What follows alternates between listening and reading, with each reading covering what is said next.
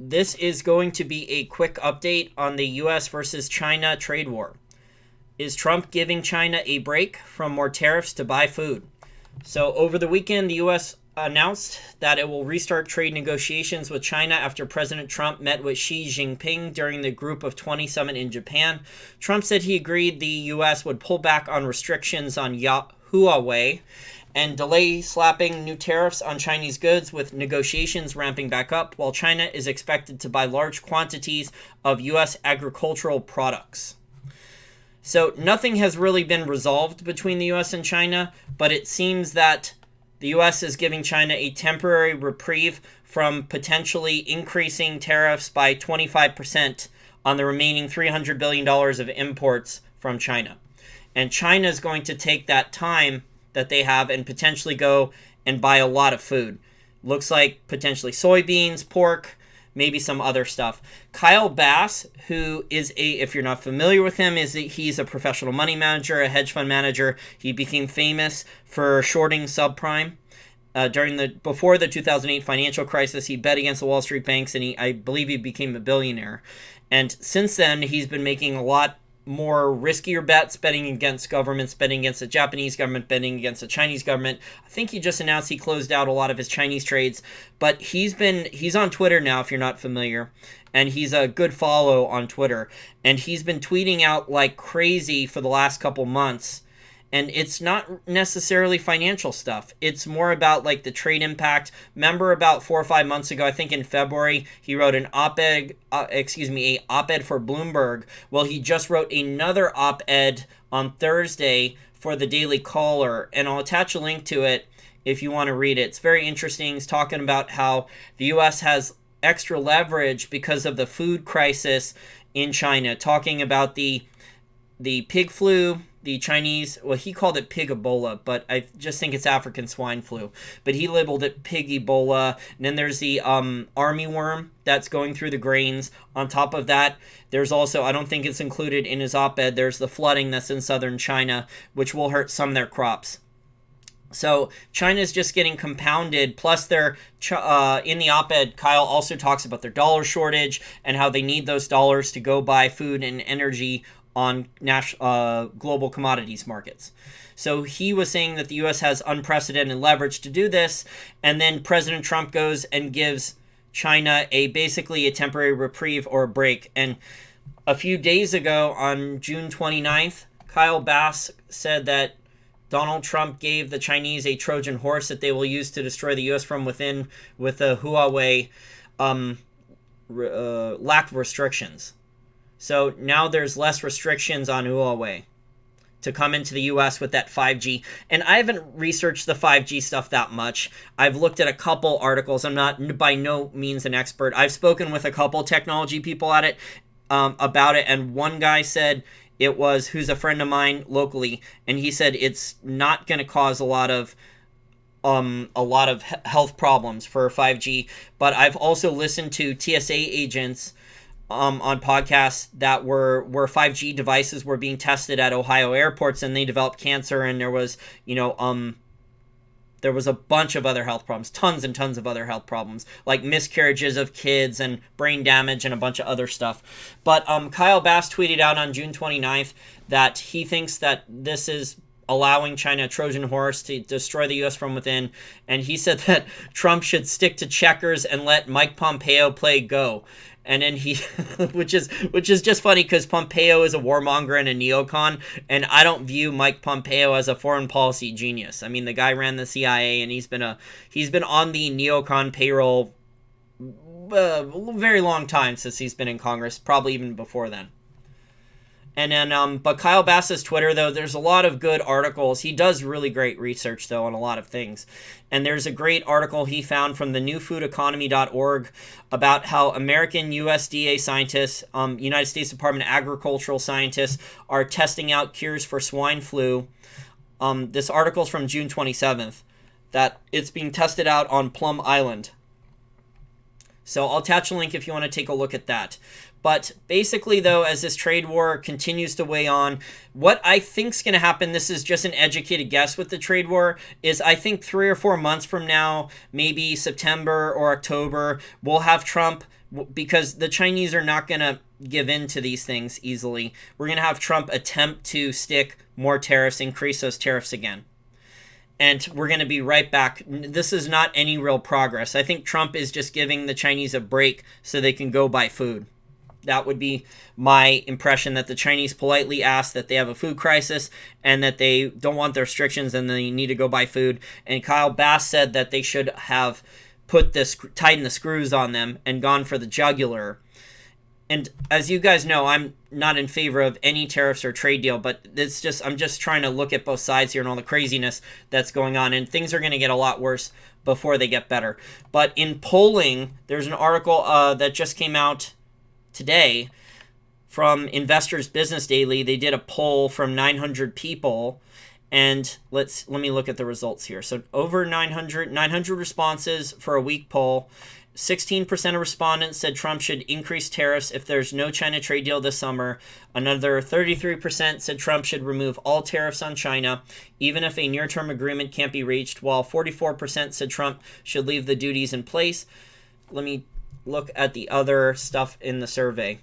Of all respondents, 46% said the economy is set to deteriorate if a near-term deal isn't reached, while 44% are convinced that China will be the biggest loser. The poll found that 45% believe tariffs on Chinese goods is slowing the economy, while only 26% believe they help. So it sounds like Americans are starting to get wary of the tariffs. There's more in this article as well from the National Bureau of Economic Research, a report on that American consumers fully pay the tariffs. So if you want to check that out, I'll put a link to that in the information section after this short little video is over. It's not a long video. But Kyle Bass, besides the article about USDA scientists racing to find the cure for pork apocalypse of the African swine flu, because they're worried about that also coming to the U.S. and hurting the U.S.'s pork population. There's also another interesting article that Kyle Bass found and put on his Twitter from June 28th, that Canada says that the Chinese government falsified pig records externally and that China is threatening to block all hog and beef imports in exchange for, they want the Canadian government to release the CFO, I think. So it says blocking Canadian pork and beef shipments appears to be Beijing's latest bully tactic to force Canada to release a high-tech executive arrested in Vancouver under a U.S. extradition request. China said it was considering a halt in all meat exports after the Canadian Food Inspection Agency notified Beijing in mid-June that it had discovered a number of inauthentic veterinary health certificates in some meat products bound for China. The Canadian Pork Council said. CFIA, which is the Canadian Food Inspection Agency, temporarily halted as of June 25th, issuing new export certificates for Canadian meat bound for China until it can complete an investigation of the situation. This halt in Canadian exports is not the result of a food safety concern, but the misuse of Canada's reputation as a supplier of safe quality products. International trade diversification. Reporters in Toronto, the incident involved forged export certificates and the government is trying to get answers as quickly as possible. Somebody is trying to use a Canadian brand to move product into the Chinese market. He said there's an investigation going forward. So it just sounds like a bunch of skullduggery here, but the Chinese are trying to tighten the screws on the Canadians because of the Canadian government helping the U.S. But it doesn't make a lot of sense from China's perspective because you would think they need the pork, okay? They really need the pork. But Kyle Bass was saying that this could be a part of the plan to bully Canada and to get, let's see here, China's plan with Canadian pork shipments is twofold. Attempt to bully Canada into releasing Huawei PLA member and make the West think that they don't need pork. The reality is that China desperately needs pork due to its entire pig population being killed. Let me see if I can find the other. Okay, here we go. There's one more tweet. They want the price of pork down so they can contract to purchase it all in the next 40 to 60 days. 70% of Chinese protein ingestion is pork. This is going to be a biblical food shortage for the CCP. Not sure if I fully agree with everything Kyle Bass says here, but it is good insights. He is one of the brightest minds in finance. He is not always right. I don't know if anyone's always right, but I respect him. And I did call him out, though, for the Mike Pompeo stuff on Twitter. I filled him in on Mike Pompeo being a warmonger and a neocon and on the military-industrial complex payroll. I don't know if he read it or cared, but at least I tried. I have been working on trying to get an interview with Kyle Bass. We'll see if that happens. So this is not a real ceasefire. President Trump is going to spin this bullshit and attempt to make it to pump up the stock markets, but there was no progress at all. This was like, oh, we're just going to actually start talking again. And, oh, we're not going to increase the tariffs again. This is not a win for either side. Briggs says only God is right. Well, there's a lot of people in the financial industry who claim to always be right. I can't name names, but there's a lot of them. You guys know most of them. There's some of them in the gold community on alternative media. There's also talking heads on financial TV on the main ones too. There's a lot of ridiculous egos in this space. Let's just put it that way. I have stories that are not safe for work that I could mention, but I'm not sure if I want to risk getting this video demonetized or again, getting lawsuits about crazy ego-driven and temper tantrums and prima donna and other ridiculous stuff. Okay, let me make sure I mentioned all the articles I wanted to talk about. Let's see here. Poll, Kyle Bass. So I recommend reading the Kyle Bass op-ed. And then there's another article on Zero Hedge about Huawei and the problems there. And I don't really trust Huawei, but I'm not an expert on technology companies like that. And again, I'm not an expert on 5G either. From what I understand, the basics, having a technology person trying to explain 5G to me, it gave me a migraine. I needed a beer after like 5 minutes of hearing about a lot of the specific technology details about 5G.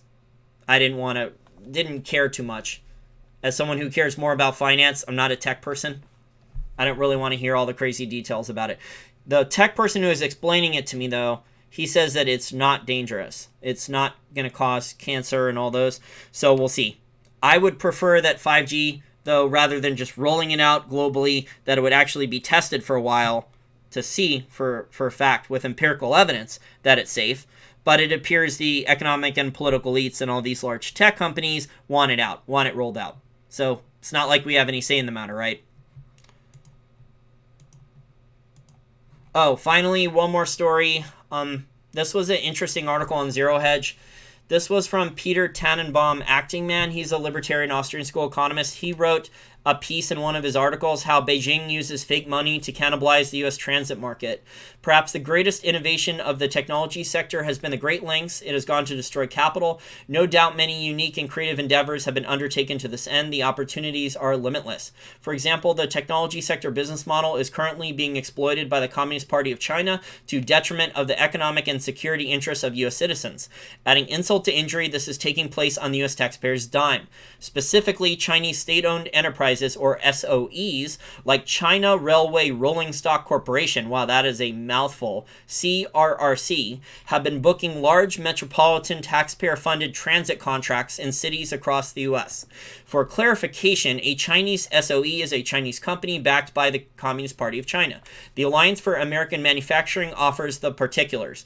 So there's a link here to an article from the Alliance for American Manufacturing. So the CRRC, which is the China Railway Rolling Stock Corporation, which is backed by the Chinese government, probably all that printed RMB, already has won contracts to build rail transit in Boston, Philadelphia, Los Angeles, and Chicago, and did so by significantly underbidding its rivals.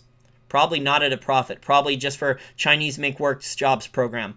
Knowing how things run with the state-owned enterprises in China, it's not about a profit, it's about keeping workers happy, keeping workers employed, making sure they have food and a job so they can't do social unrest.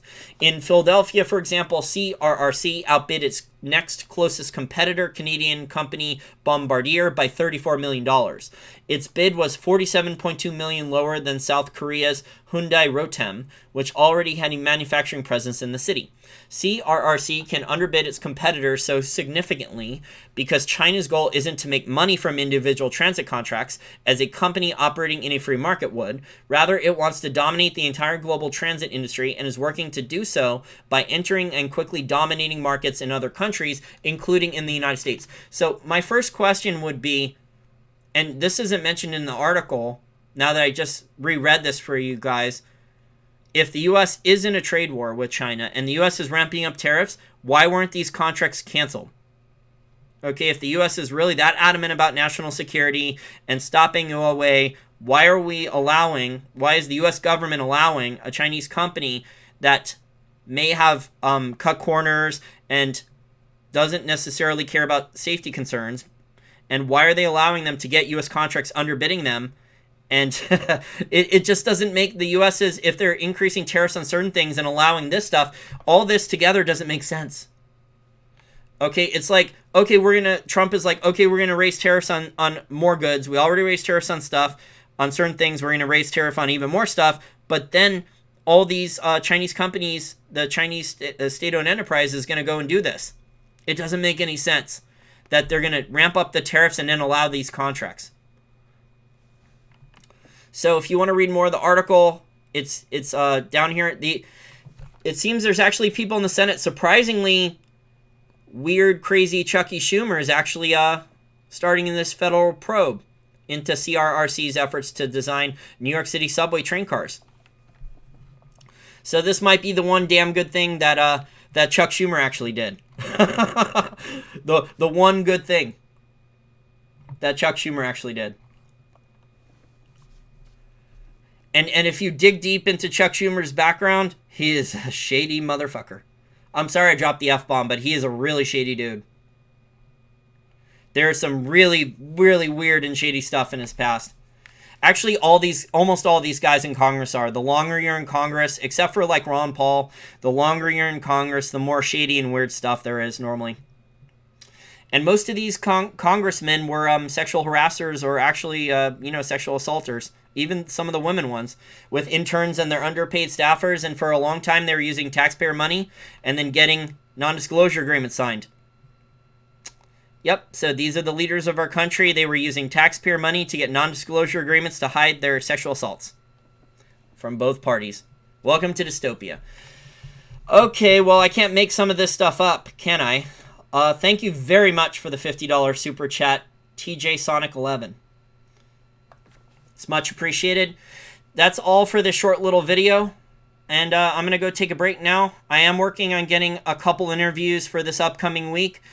Daniel Lacaille, who is a professional money manager and Austrian school economist. He's been on the program a number of times in the past, and he has quite a few good articles out about the European Central Bank and all the crazy, how the negative interest rates in Europe are destroying the banks and the insurance companies. So I'm working on getting him on for an interview in the next couple days. So I will speak to you guys again soon.